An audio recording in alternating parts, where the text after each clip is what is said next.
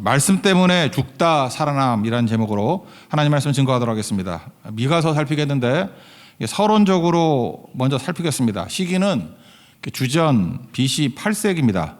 BC 8세기가 선교사 세기라고 말할 정도로 북쪽도 선지자가 많고 남쪽도 많고 뭐 그렇습니다. 우리 북쪽 이스라엘의 선지자가 누구였죠? 아모스, 호세아 다 BC 8세기.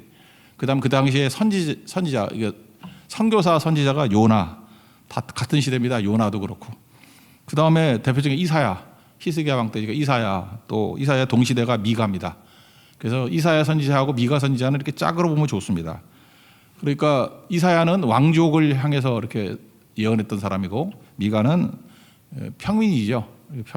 서민을 대상으로 말씀을 증거했던 사람. 그래서 성경에는 이사야만 증거했다 그러는데 그 옆에 미가도 같이 있었던 것 같아요.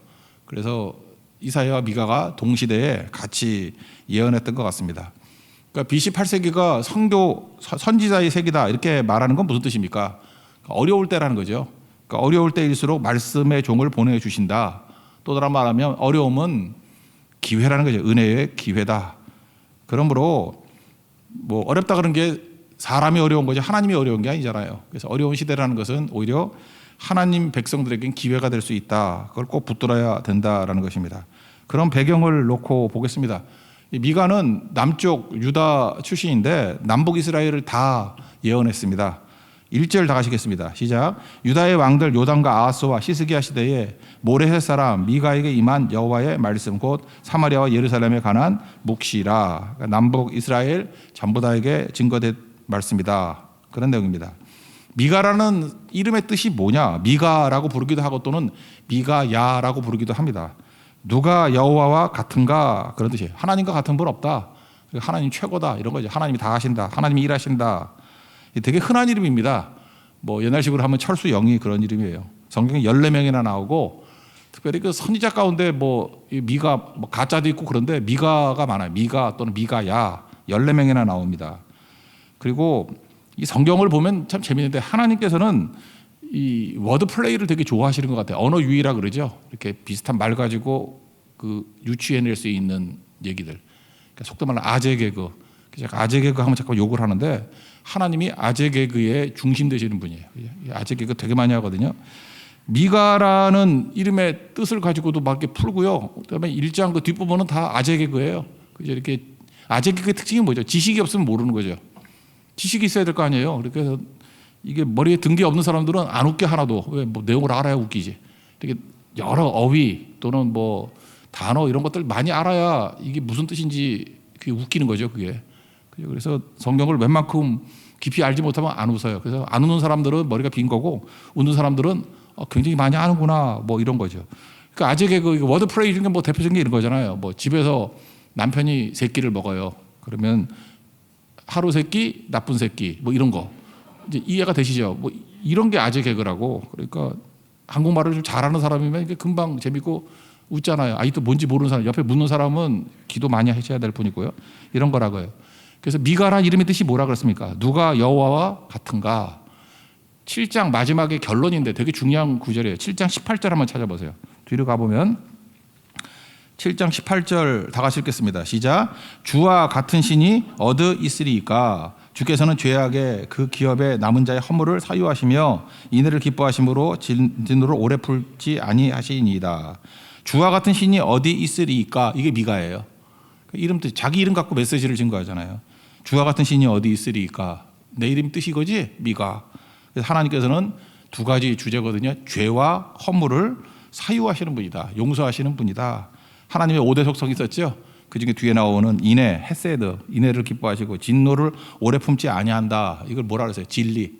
그죠? 예수님의 속성. 진리랄지니 진리가 너희를 자유케 하리라. 여기 뒤에 있는 속성 3가지를 설명하고 있는데요. 사유하시고 인애가 있고 진노를 오래 품지 않는다. 진리가 있다. 이건 뭐 요나서에서 좀 살폈던 내용이니까 그런 내용입니다. 하나님이 일하신다는 거예요. 그래서 인간이 풀지 못하는 문제들을 하나님이 다 풀어주신다. 그래서 구원과 회복과 소망이 하나님께 있다. 이게 미가서의 전체적인 내용입니다. 그러니까 이름 자체가 메시지라는 것입니다. 그러면 서론에서 주시는 메시지를 첫 번째 한번 찾겠는데 미가가 주는 메시지는 뭐냐 하면 오늘 제목과 같습니다. 말씀이 사람을 살려낸다는 것입니다. 말씀이 사람을 살려낸다는 거예요. 이 미가서의 말씀이 이제 전체적으로 놓고 보면은 구약에서 한번 크게 쓰임 받고 신약에서 한번 크게 쓰임 받습니다. 두 가지를 한번 살펴볼게요. 첫 번째는 예레미야 선지자가 있죠. 이 미가 선지자 이후에 100년 정도 지나고 난 다음에 예레미야 선지자가 등장을 합니다. 우리 예레미야서 다 살폈잖아요. 되게 긴 성경인데 예레미야가 주로 상대했던 왕이 요시아의 아들들이죠. 특별히 그 여호야김 11년 18대 왕, 그 아들 여호야김은 끌려가고 20대 왕, 마지막 왕이 시드기야 11년. 특별히 여호야김이 더 악질인데 그 여호야김에게 직설적으로 적나라하게 하나님 말씀을 다 증거합니다. 그랬더니 여호야김이 열받아가지고 죽이겠다 그런다고요. 그죠? 그래서 예레미야 죽여버릴래. 그럴 때 예레미야 죽이면 안 됩니다라고 하는 변호하는 장로들이 등장을 합니다. 변호하는 장로들이 등장하는데 그 변호하는 장로들이 예레미야 죽여서는 안 된다라는 근거를 어디에 삼느냐 하면은 미가서 3장 12절에 있는 말씀을 가지고 죽여서는 안 됩니다 이렇게 사용한다고. 그래서 미가서 말씀 때문에 예레미야가 죽을 뻔했는데 안 죽고 살아나요. 우리 3장 12절 한번 읽어봅시다. 뒤에 3장 12절 미가서 3장 12절 읽겠습니다. 시작. 이러므로 너희로 말미암아 시온은 가라 엎은 밭이 되고 예루살렘은 무더기가 되고 성전에 사는 수풀의 높은 곳이 되리라. 이게 이제 예레미야 26장 18절을 읽어드릴게요. 유다 왕 시스기야 시대에 모레셋 사람 미가가 유다의 모든 백성에게 예언하여 이르되 만군의 여호와께서 이와 같이 말씀하셨느니라. 그러면서 3장 12절 내용이에요.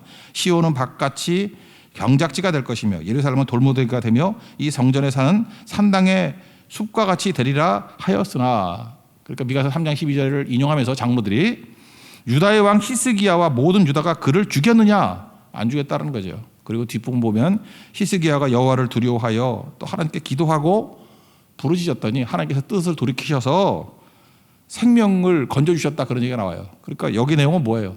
히스기야가 죽을 뻔했잖아요. 그때 죽을 병에 걸렸다가 15년 살아나게 된 게 미가 선지자의 외침을 통해서 돌이켰기 때문이다. 이렇게 설교를 하고 있습니다. 우리는 성경을 보면 이사야만 외친 것 같죠? 아니에요. 이사야가 미가가 동시에 왔고 이 내용은 미가 선지자가 외쳤던 것 같아요. 그러니까 이렇게 정확히 얘기하잖아요. 그런데도 불구하고 뭐 물론 그 여호야김은 죽이지 못하죠. 그 당시에는 나중에 죽이려고 난리치지만 하여튼 이것 때문에 예레미야 선지자가 죽을 뻔했다가 살아났다. 그래서 3장 12절의 말씀은 예레미야를 살린 말씀이다. 이렇게 이해하면 된다라는 것입니다. 그러니까 이 말씀은 여러 명 살렸네. 일단 이 말씀 듣고 미가의 말씀 듣고 히스기야가 살았죠. 죽을 뻔했다가 15년 동안 생명 연장을 받고 또 누가 살아? 예레미야가 살고 2명 살렸죠.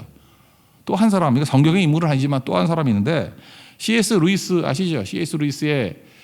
루이스가 60이 될 때까지 노총각이었어요. 결혼 안 하다가 60 넘어가지고 늦바람이 무섭죠. 사랑에 빠졌습니다. 그 여자가 조이 데이빗맨이에요. 뭐 자세한 얘기는 제가 여러 번 설명했기 때문에 뭐 알 거라고 생각하는데 암에 걸렸습니다. 이분이 암에 걸린 상태에서 이제 교제를 하죠. 근데 그 당시에 읽어서 이 조이 데이빗맨이 은혜 받던 게 또 미가서예요. 주와 같은 신이 어디 있느냐? 그죠? 하나님이 일하신다. 이거에 은혜 엄청 받았다고요. 그래서 히스기야도 살리고 예레미야도 살리고 조이 데이빗맨도 살린 것 같아요. 암이 막 전이 돼가지고 허벅지 뼈까지 이렇게 전이가 됐답니다. 여기 뭐 의사분들도 계시고 하는데 허벅지 뼈까지 전이가 되면 쉬운 게 아니죠. 그래서 못 걸어요. 그래서 그 침대에 옮기는데 이게 축 늘어지니까 남자 3명이 들고 옮겨야지 옮길 수 있을 정도였다. 그래서 마지막 상황이죠. 그래서 호스피스 상황까지 왔습니다. 이제 뭐 며칠 내로 이제 천국에 간다 이렇게 생각을 했다라는 거예요. 근데 묘한 게 뭐냐면 이 미가서 말씀 읽고 이렇게 기도하고 하는 사이에 하나님께서 일하시면 뭐 어떻게 될지 모르는 거죠.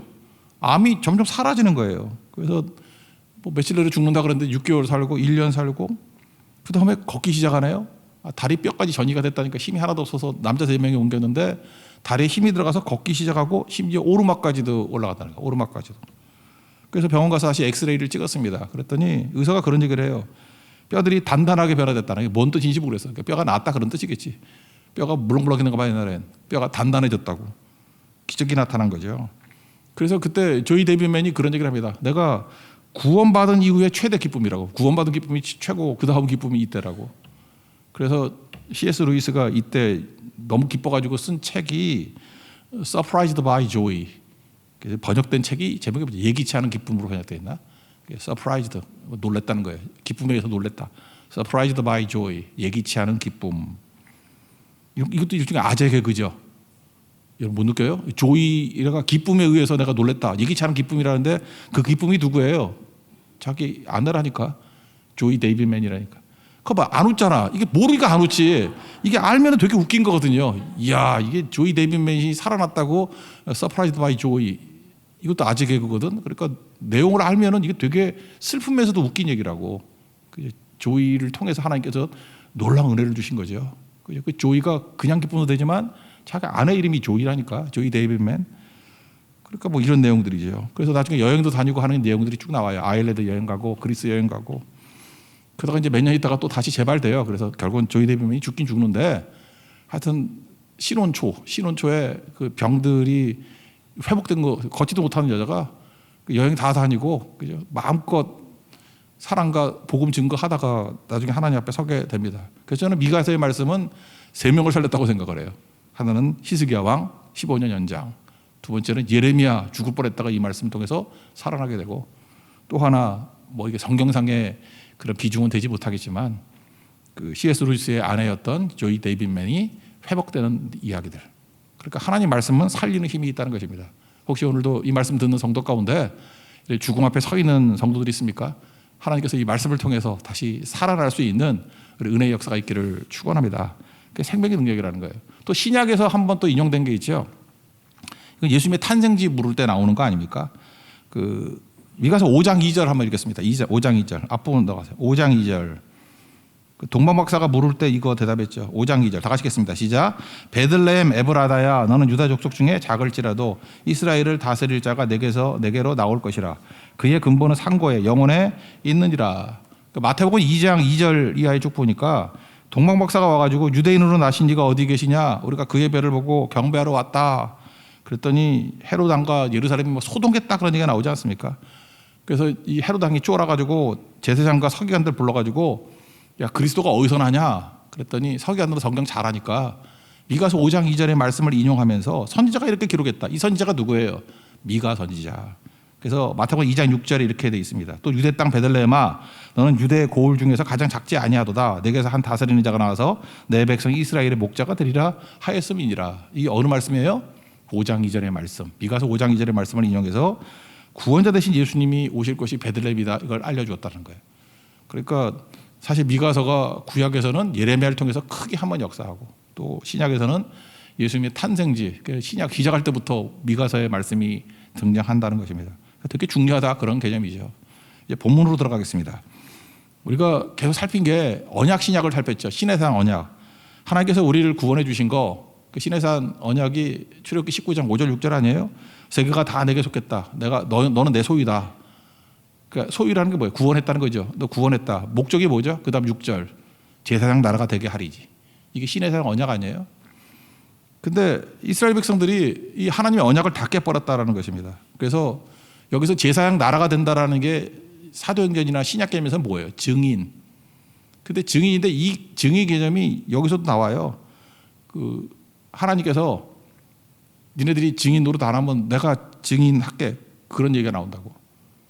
그러니까 인간이 하는 일이 없으니까 불순종하니까, 요나같이 불순종하니까 그럼 내가 직접 증인될게. 그런 개념입니다. 그래서 제사장 나라, 제사장 또는 증인, 특징이 뭐라고 그러세요? 성령이 오셔서 하는 일을 흐르게 만드는 거. 그러니까 복음이 우리에게 들어왔죠. 복음을 흘려보내는 게 제사장이에요. 복음이 우리에게 들어왔죠. 이 복음을 흘려보내는 게 그게 증인이라고. 그 흘려보내는 거의 반대가 뭐예요? 막힘이죠. 하여튼 이 사람한테 뭘 주면 다 막혀. 거기서 끝이야. 복음을 줘도 지만 혼자 듣고 끝내버리고 막히고. 그게 지금 여기서 말하는 심판받을 자들의 모습이라는 것입니다. 그러니까 복음은 구원받았다가 아니라 이제 증인되고 제사장 되고 흘려보내야 된다. 그게 중요한 메시지겠죠. 그래서 여기서 니네들이 하도 안 하면 내가 증인까지 해야 되겠냐, 뭐 그런 메시지겠죠. 2절 3절 다 같이 읽겠습니다. 시작. 백성들아, 너희는 다 들을지어다. 땅과 거기에 있는 모든 것들아, 자세히 들을지어다. 주 여호와께서 너에게 대하여 증언하시되 곧 주께서 성전에서 그리하실 것인지라. 여호와께서 그의 처소에서 나오시고 강림하사 땅의 높은 것을 밟으실 것이라. 여기 보니까 들으라. 이 증인 안 하니까 내가 증거한다는 거예요. 땅과 거기에 있는 모든 것, 이게 뭐예요? 모든 만민을 얘기하는 거겠죠. 선민이라고 하는 니네만 말고 땅에 있는 모든 만민들아, 주 여호와께서 너에게 대해서 증언하신다. 증인이니까 증언하는 거겠죠. 하나님이 증거하신다. 그런 얘기죠. 여기서 중요한 게 두 가지인데 우리가 구원받기 위해서 필요한 게 십자가 아닙니까? 그래서 예수님께서 오셔서 십자가 지셔서 우리의 죄와 허물의 문제를 해결해 주셨죠. 그럼 우리 구원받은 백성이 할 일이 뭐예요? 이제 이걸 다른 사람에게 전해야 될 거 아니에요. 그래서 선교하는 거죠. 그래서 요한복음 12장에서 수요일에 살폈죠. 영광이 무엇이냐 그럴 때 선교가 영광이고 헬라인에게도 복음 증거하는 거. 또 하나가 하나님의 이 땅에 떨어져 죽는 거. 십자가가 영광이다. 다 연결되지 않습니까? 그러니까 우리가 영광스러운 삶을 산다는 게 뭐예요? 선교하고 십자가 지는 거. 그게 영광스러운 삶이다. 또 우리가 누구냐 그러면 우리 아이덴티티가 크리스찬이죠. 크리스찬은 뭐예요? 증인이자 제사장이다. 증인이자 제사장이 할 일이 뭐예요? 성령 충만한 사람인데 성령은 흘려버리는 종이다. 흘려버리는 거다. 그죠? 요한복음 7장에 나오잖아요. 38절에 믿는 자는 성경에 이른 것 같이 그 배에서 생수의 강이 흘러나리라. 그래서 흐르게 만드는 거예요. 증인은 흐르게 만들고 제사장은 흐르게 만들고 그리고 항상 이게 복음이 전파되게 만드는 거. 그래서 복이 너를 통해서 전파되기를 원한다. 그런 거죠. 여기도 보니까 허물하고 죄라는 게 이게 십자가 얘기거든요. 이게 미가서에 또 배경에 쫙 깔려 있어요. 1장 5절, 13절, 3장 8절인가? 그다음에 아까 읽었던 7장 18절 이렇게 계속 나오는 거고. 허물은 뭐냐 하면은 하지 말아야 될 것, do not. 하지 말아야 될 것을 하는 거, 그걸 허물이라 그래요. 그죠? 하지 마 그러는 거 있잖아요. 그죠? 죄는 뭐냐 하면은 해야 할 것을 하지 않는 거예요. do. 그걸 안 하는 거예요. 그죠? 이렇게 예배드리라, 하나님 사랑하라, 이런 거. 하라는 것도 안 해. 그걸 죄예요. 그래서 죄를 뭐라 그래요? 관역에서 벗어났다. 관역을 맞춰야 되는 거라고. 이거 하라 하잖아요. 근데 안 맞춰. 옆으로 간다고. 그게 죄라고. 허물은 뭐라고요? do not. 하지 말아야 될 것을 하는 게 허물. 죄. do. 해야 될 것을 안 하는 거. 그런 거죠. 이런 게 좋잖아요. 5절, 13절, 아까 얘기했잖아요. 3장 8절, 또 7장 18절 이렇게 쭉 나오는데 하나만 읽어봅시다. 5절 읽겠습니다. 시작. 이는 다 야곱의 허물로 말미암음이요 이스라엘 족속의 죄로 말미암았습니다. 야곱의 허물이 무엇이냐? 사마리아가 아니냐? 유다의 산당이 무엇이냐? 예루살렘이 아니냐? 이거 허물과 죄, 다 산당도 죄로 번역할 수 있어요. 죄, 허물과 죄 이런 거죠. 7장 아까 읽었던 7장 18절 19절 한번 읽어볼까요? 아까 읽었던 뒤에 이것도 허물과 죄 얘기죠. 7장 18절과 19절 읽겠습니다. 시작. 주와 같은 신이 어디 있으리까? 주께서는 죄 악과 그 기업에 남은 자의 허물을 사유하시며 이내를 기뻐하심으로 진도를 오래 품지 아니하시나이다. 19절. 다시 우리를 불쌍히 여기셔서 우리의 죄악을 발로 밟으시고 우리의 모든 죄를 깊은 바다에 던지시리이다. 그러니까 허물과 죄를 해결할 수 있는 방법이 뭐예요? 십자가 붙드는 거죠. 예수님이 십자가. 그래서 우리 구원받은 거 아니에요? 구원의 근거가 십자가다. 허물을 우리가 해결 못해요. 죄 우리가 해결 못한다고. 근데 예수님의 십자가로 말미암아 허물과 죄가 해결이 되었다. 그러니까 너 구원받았으니까 할 일이 뭐예요? 또 다른 사람도 구원시켜야 될 게 아니냐. 그래서 증인되라 그 얘기예요. 그러니까 복음이 간단하잖아요. 두 가지죠. 너 구원받았잖아. 이제 증인돼. 이게 신의 사랑 언약에서 뭐예요? 넌 내 소유다. 너 하나님 백성 됐잖아. 이제 제사장 나라 돼. 그죠? 베드로전서 2장 9절도 그러잖아요. 너 택하신 족속이라. 내가 너 구원했잖아. 이제 뭐 해야 돼요? 왕 같은 제사장 돼. 그게 성경 내용이라니까요. 그거 하면 영광이 임한다니까요. 그거 하는 게 뭐예요? 십자가 받들고 구원 받는 거를 십자가라 그러고 나가서 증인되는 걸 성교라 그러고 그걸 영광이라 그런다. 이거 모든 언약에 다 일관된 내용이 된다라는 것입니다. 근데 이들은 십자가 붙들지 않고 어디로 가요? 우상에게 가잖아. 예수님이 허물과 죄를 해결해 준다는 게 아니라 우상에게 가잖아. 그래서 그걸 뭐라 그래? 음행의 값, 기생의 값 이렇게 얘기한다고. 이거 읽어야 되나? 읽어봅시다 한번. 7절입니다. 7절. 1장 7절. 시작. 그 새긴 우상들은 다 부서지고 그 음행의 값은 다 불살라지며 내가 그 목상들을 다 깨뜨리리니 그가 기생의 값으로 모았은지 그것이 기생의 값으로 돌아가리라. 이런 바보 천치가 어디 있느냐 이런 거죠. 허물과 죄를 해결할 수 있는 게 예수님이 십자가인데 십자가를 안 가고 우상으로 가니 말이 안 된다 그런 거죠. 그래서 십자가도 안 붙들고 증인도 안 하면 요나같이 도망치면 그럼 내가 하랴 그런 거죠. 하나님 직접 증인 되신다는 거예요. 하나님 직접 증인 되신다는 것을 신학적으로는 하나님의 성교 그러거든. 미시오 데이. 하나님의 성교. 미시오니까 미시온 오브 갓 이런 거나 미시오 데이. 하나님의 성교. 사실 그 가슴 아픈 얘기죠. 그거까지 내가 하랴 그런 거죠. 그거까지 내가 하랴. 내가 너를 몸버려 피 흘려서 구원을 시켜줘서 이제 증거하라니까 보고 들은 거 말하라 그러니까 그것도 안 해? 그것도 내가 하랴? 쿠바디스 도미네가 똑같은 거죠. 뭐 베드로가 로마에서 죽을까봐 쫄아가지고 도망치니까 예수님 만났다면서 주여 어디로 가시나니까 그 쿠바디스 도미네 아니에요. 그랬더니 뭐라 그래요? 네가 뭐 지기를 뭐 거부했던 십자가 내가 다시 지러 간다 그랬더니 잠깐만 그러고 지가 갔다며. 똑같은 얘기 아니에요 지금. 쿠바디스 도미네 그 얘기예요 지금. 내가 증인 되겠다 그러면 아닙니다. 제가 해야죠. 그 얘기죠 그 얘기. 그래서 하나님이 그런 거예요. 너 내 마음 아냐? 내가 지금 이 백성들 때문에 애통하는 마음. 이게 이제 요나서에서는 아끼다라 그랬잖아요. 아끼다가 뭐라 그랬어요? 누군가를 위해서 눈물을 흘리다. 너 아끼는 마음이 있니? 미가서의 똑같은 요나의 개념이에요. 아끼는 마음 하나도 없잖아. 나는 지금 다 죽어가는 게 황량한 분위기가 들깨거든.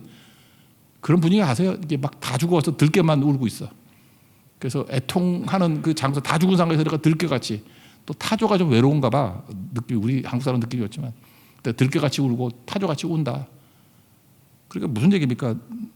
제가 하겠습니다. 그러고 나가야 맞다 그런 얘기겠죠. 8절 9절 그런 맥락에서 한번 읽읍시다. 시작. 이러므로 내가 애통하며 애곡하고 벌거벗은 몸으로 행하며 들깨같이 애곡하고 타조같이 애통하리니 이는 그 상처는 고칠 수 없고 그것이 유다까지도 이르고 내 백성의 성문 곧 예루살렘에도 미쳤음이니라. 그러니까 1장에서 지금 말하고 있는 내용이 무엇입니까? 너 요나같이 증언 안 하고 불순종하고 도망치고 요나만이 그런 게 아니라는 거예요. 지금 미가 때도 마찬가지라는 거죠. 그때 너 먼저 허물과 죄 하나님 외에는 그거 해결할 수 있는 길이 없어. 주께로 나와야지 우상한테 가니? 이게 첫 번째 잘못된 거고 또 하나 구원받았으면 이제 제사장 증인 역할 감당해야 돼. 안 하면 내가 증언하랴? 그런 거 내가 증언하랴? 그러니까 뭐예요? 십자가도 버리고 선교도 버리고 그러니까 뭐예요? 이게 믿는 게 맞냐는 거예요. 지금 우리 가운데 그러죠. 교회 나오고 믿는다 그러는데 허물과 죄에 대해서 십자가도 안 믿어. 그냥 우상 숭배하고 뭐 어디 좀 조그만 살 길 있다 그러면 헬렐레 해서 그거 쫓아다니고 그냥 오직 자기밖에 모르고 자기 위해 돈 좀 번다 그러면 얼마든지 신앙도 포기할 수 있고 그 십자가 버리는 인생 아니에요. 거기다가 증거는커녕 뭐든지 주면 다 막혀. 돈 주면 돈도 막히고 복음 주면 복음도 막히고 은사 주면 은사도 막히고 그러니까 세상에 최악이 이기주의자라 그러잖아요. 나밖에 모르고 막힘에 막힘. 그래서 막혔다 이거보다 큰 욕이 없어요. 흐르는 자가 되죠. 흐르는 자. 그게 증인이고 그게 제사장이다. 그거 안 하느냐? 사실 9절까지가 뭐 1장 내용이에요. 그러면서 10절부터 나오는 건 다시 아제개그인데 남쪽 유다에 여러 도시들이 있거든요. 이게 도시들을 쭉 설명하면서 그 도시의 이름이 있잖아. 근데 우리 이름을 모르니까 안 웃겨. 근데 여러분 좀 유식한 사람이라면 이거 보면 웃긴다고. 하나님께서 이렇게 워드 플레이를 하면서 이름하고 이렇게 어울리지 않는 걸 갖고 이렇게 비난하는 거예요. 너 증언 안 할래? 증인 안 할래? 뭐 이런 거죠. 예를 들어서 가드가 나오는데 가드가 블레셋 지역의 5개 성 중에 하나 아니에요. 가드 뜻이 술툴이라는 뜻이에요. 술툴 포도주 술툴 그게 가드예요. 그러니까 포도주 그러면 이스라엘 백성은 기쁨 아니에요. 근데 술툴에서 기쁘기는커녕 울 거야 인마 그런 거라고. 그 10절에 나오잖아요. 가드에 알리지 말며 도무지 울지 말지어다. 그러니까 우리 가드하고 우는 거하고 뭐가 연관이 있어 그러는데 술툴은 기쁨인데 거기서 울게 된대요. 우리 심각하잖아. 이게 웃기거든. 그죠? 안 웃기면 말고 그다음에 베들레 아브라 그러는데 이건 베들레헴 할 때 이게 떡집이잖아요. 그러니까 베들레가 이게 집이거든. 그 아브라가 먼지예요. 먼지 티끌. 그러니까 티끌의 집이다 그런 뜻이에요. 베들레 아브라 티끌의 집. 그랬더니 10절에 뭐라고 했어요? 내가 베들레 아브라에서 티끌에 굴렀도다. 그 이름 뜻 그대로예요. 그러니까 티끌이라는 이름을 알고 있으니까 허황된 집이란 거죠. 티끌같이 먼지 같은 집이 될 것이다. 뭐 그런 뜻이고 사빌은 아름답다거든. 11절에 사빌의 주민아 너의 벗은 몸에 수치를 무릅쓰고 나갈지어다 그러잖아요. 그러니까 아름다움인데 아름다움의 반대말을 쓰고 있어요. 이름이 아름답지 너 수치야 그런 거예요. 그 다음에 사하나는 나간다거든요. 사하나 나간다. 근데 나가지 못한다 그러는 애잖아. 사하나 주민은 나오지 못하고. 그러니까 뜻을 하면은 감이 팍팍 오는 거죠. 이름 뜻 갖고 지금 하나님 말씀하는 거예요. 벳에셀 이건 알겠죠. 벳은 집이고 에셀은 도움이잖아. 에벤에셀 그러면 그저 도움의 돌. 에셀이 돕다라는 거 아니야. 헬프. 도움의 집 그랬는데 뭐라고 돼 있어요. 벳에셀이 애곡하여 너에게 의지할 곳이 없게 하리라. 도움의 집인데 의지할 곳이 없대. 하나님의 아재 개그라고 계속. 그다음에 12절에 보면 마롯이 나오죠. 마롯은 쓰다거든. 쓰다. 이렇게 달다 쓰다 쓰다. 쓰다인데 마롯 주민이 근심 중에 복을 바라니 이름이 쓴데인데 무슨 복을 바래 임마. 그리고 반대 얘기죠. 이 재앙이 여호와로 말미암아 성문에 임했다. 뭐 이렇게 나온 거. 라기스는 그 이스라엘은 두 개의 큰 평원이 있어요. 북쪽 이스라엘 평원. 그래서 북쪽에 대규모 평원이 하나 있고요. 그 다음에 가드 쪽에 블레셋 경계 쪽에 또 조그만 큰 평원이 하나 있어. 크진 않아요. 쉐필라라 그래서 평원이 하나 있어. 평원에 있는 대표적인 도시가 라기스예요. 라기스는 나중에 히스기야 왕 때 보면은 사네립이 와가지고 라기스를 점령하고 거기를 본부 삼아가지고 예루살렘 포위하죠. 이사에서 쭉 읽어봐요. 뒷부분에 거기 그 나오잖아. 라기스라고. 이게 예루살렘 멸망시킬 되게 중요한 요충지라고. 그러니까 라기스라는 이름 뜻이 무적 강력한 도시라는 뜻이에요. 근데 나중에 역사에서 알고 있죠. 뭐가 강력해 임마. 사네립의 군대 다 빼앗겨가지고 예루살렘 멸망시킬 때 본부되잖아. 뭐 그런 거죠. 그러니까 이름 반대라는 거죠. 가드 모레셋은 고향이잖아요. 고향. 그래서 모레셋이라고 부르기도 하고 가드 모레셋이라고 해요. 가드가 아까 뭐라 그랬어요? 술툴 그랬죠. 모레셋은 소유예요. 소유하다예요. 그러니까 술툴 기쁨을 소유하다. 그게 미가 선지자의 고향이라고. 가드 모레셋. 근데 뭘 소유해? 뭐 이런 거죠. 14절. 이러므로 너는 가드 모레셋에 작별하여 예물을 줄지어다. 뭐 이러죠. 그러니까 오히려 뺏긴다 그런 뜻이죠. 아수르에 뺏긴다 그런 뜻이고. 이거 다 설명해야 되나? 악십 그러면 거짓말이거든요. 악십의 짓들이 이스라엘 왕들을 속이리라. 이거는 또 반대가 아니네. 속인다 그러니까 속인다. 이름 그대로야. 이름이 악십이더니만 너 속임 당할 거야. 뭐 이런 거고. 마레사는 모레셋하고 똑같은 뜻이에요. 소유란 뜻이 아니죠. 소유. 그래서 15절 보세요. 마레사 주민아 아까 이게 고향 사람들을 모레셋 또는 마레사 똑같은 일이에요. 내가 장차 너를 소유할 자로 내게 이르니 네가 소유라 그랬지. 가드 모레셋 그런 뭐예요. 술투를 소유했다. 근데 네가 이제 아수르의 소유가 될 것이다. 그러니까 뭐 탈취당한다 그런 뜻이죠. 그 다음에 유명한 그 아둘람. 우리 또 아둘람 있잖아요. 아둘람의 뜻이 뭐예요? 좋은 뜻으로는 피난처예요. 나의 피난처 예수할 때 피난처가 아둘람이야. 근데 좀 나쁜 뜻으로 하면은 도망쳐서 숨어 있는 곳 그런 뜻이에요. 뭐 똑같은 뜻인데 좀 나쁜 뜻으로는 그러니까 뭐예요? 이렇게 자기 있던 영광스러운 자리를 빼앗겨서 어디 피신해 있는 곳. 근데 이걸 또 조롱하잖아. 영광이라고. 그래서 이스라엘의 영광이 아둘람까지 이를 것이라. 이게 조롱이에요. 네가 도망쳐서 숨어 있는 곳이 영광이 될 거야. 우리는 다 이렇게 심각하지. 하나도 안 재밌죠. 내용을 몰라서 그러는데 언젠가는 웃을 날이 오겠지. 그래서 마지막에 수치가 온다. 그래서 대머리거든요. 최고 수치는 대머리예요. 대머리. 그래서 기뻐하는 자식들 크게 우는 분들 왜 우는지 알아요. 내가 대머리라 이거지. 예. 내 자식 하는 놈들이 다 대머리 된다는 거예요. 그래서 대머리 독수리 얘기하잖아요. 독수리가 대머리잖아. 그래서 독수리 같이 만들어준다. 수치가 임하게 될 것이다. 16절 다 같이 읽겠습니다. 시작. 너는 내 기뻐하는 자식으로 인하여 내 머리털을 깎아 대머리 같게 할지어다. 내 머리가 크게 벗어지게 하기를 독수리 같게 할지어다. 이는 그들이 사로잡혀 너를 떠났음이니라. 그러니까 사실은 10절부터 16절까지는 사실 하나님의 아재 개그예요. 그게 뭐예요? 너희들이 증인 역할을 감당 안 하고 제사장 역할을 감당 안 하고 그냥 우상에게 가고 십자가 져버리고 그냥 막힌 인생 살면은 이렇게 하나님 앞에서 심판당한다는 거예요. 정신 차려라. 이름 갖고 쭉 설명하는 거예요. 왜? 기억 잘하라고.